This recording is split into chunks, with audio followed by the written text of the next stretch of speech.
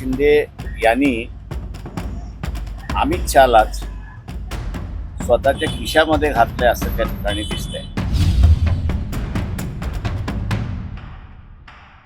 महिन्या 2 महिन्यामध्ये एकनाथ शिंदे पुन्हा महाराष्ट्राचे मुख्यमंत्री होत आहेत का?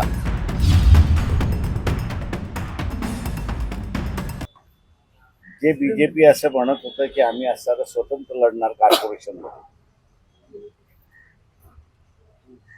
त्यांना आता असं माघार घ्यावी लागलेली आहे. आणि एकनाथ शिंदे यांनी अमित शहालाच स्वतःच्या खिशामध्ये घातलंय असं त्या ठिकाणी दिसतंय. ही असा एकनाथ शिंदे यांची किमया असं मी त्या ठिकाणी मानतो की बीजेपीला सर्व महानगरपालिकेमध्ये एकनाथ शिंदेचा शिवसेनेबरोबर युती करून लढणार अशी असणाऱ्या बातम्या आता यायला लागल्या.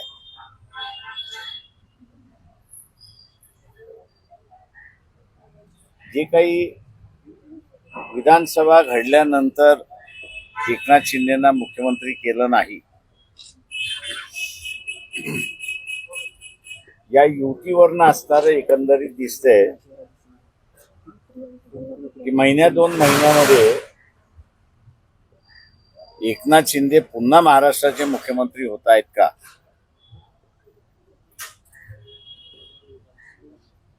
अशी परिस्थिती उभी राहिली असं मी त्या ठिकाणी मानतोय. शरद पवार हे सारं चाणक्य म्हणून मानल्या जातात.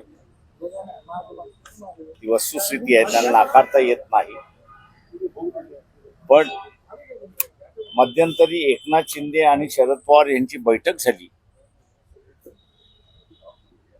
त्या बैठकीच्या निमित्ताने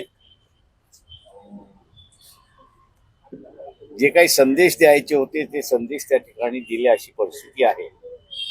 आणि आता बघायचा वेळ आहे की एकनाथ शिंदे पुन्हा आपल्या पदरामध्ये मुख्यमंत्री पद पाडून घेता आहेत का, हे मला वाटतं बघण्यासारखं राहील राजकारणामध्ये, असं मी त्या ठिकाणी मानतो. साहेब, पण एकनाथ शिंदे मुख्यमंत्री त्यावेळेस त्यांना व्हायचं होतं, आकांक्षा अर्थात कोणाची लपून राहिली नव्हती. पण महापालिकेत त्यांना डावललं जाईल असं वाटत होतं, म्हणून त्यांनी तो शहांना दिल्लीत भेटून आघाडी आणि युती करायचं ठरवलं. आता मला माहित नाही, मी जे मला जे दिसते आणि ज्याच्यावर आहे ते मी आपल्या समोर मांडलेलं आहे. भाजप सगळीकडे सांगत फिरत होतं की आम्ही एकत्र, म्हणजे पुण्याचा जरी विचार केला तर आम्ही म्हणून मी म्हणालो ना की अमित शहा सारख्याला सुद्धा एकनाथ शिंदे आपल्या खिशामध्ये टाकू शकतात. ही असणारी एकनाथ शिंदेची किमया असं मी त्या ठिकाणी मानतो. थँक्यू. चला, महापालिका निवडणुका ज्या आहेत राज्यातल्या, वंचित कुणासोबत आघाडी करणार आहे? पिंपरीमध्ये झालं, आज पुण्यामध्ये करताय. तुम्ही आता बघितलं असेल की खेळ आताच सुरुवात झालेली आहे. त्याच्यामुळे असं हे बीजेपीच्या बाजूने सुरुवात झाली असं मी त्या ठिकाणी मानतो.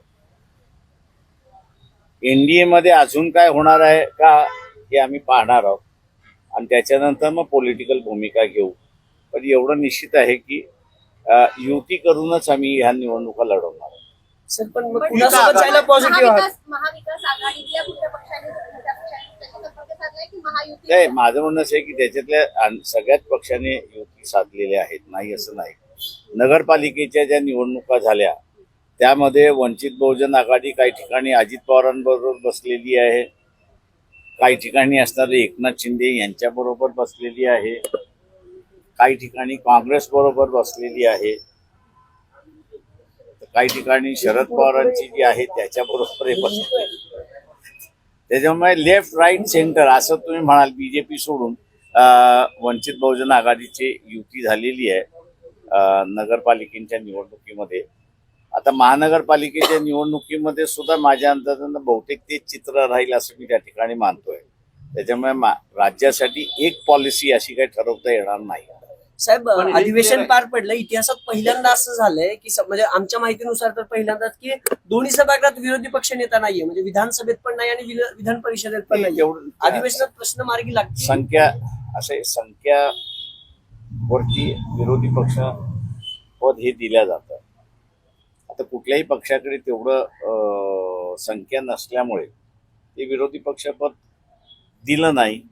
मी असं मानेन त्याच्यामध्ये की भारतीय जनता पक्ष यांनी एक औचित्य दाखवलं पाहिजे होतं की नसला तरी सिंगल लार्जेस्ट पार्टी जी आहे त्या सिंगल लार्जेस्ट पार्टीचा अध्यक्ष आम्ही विरोधी पक्ष म्हणून स्वीकारायला तयार आहोत किंवा जो विरोधी पक्ष आहे त्या विरोधी पक्षाने बसून एक कोणाचं ते नाव सुचवावं.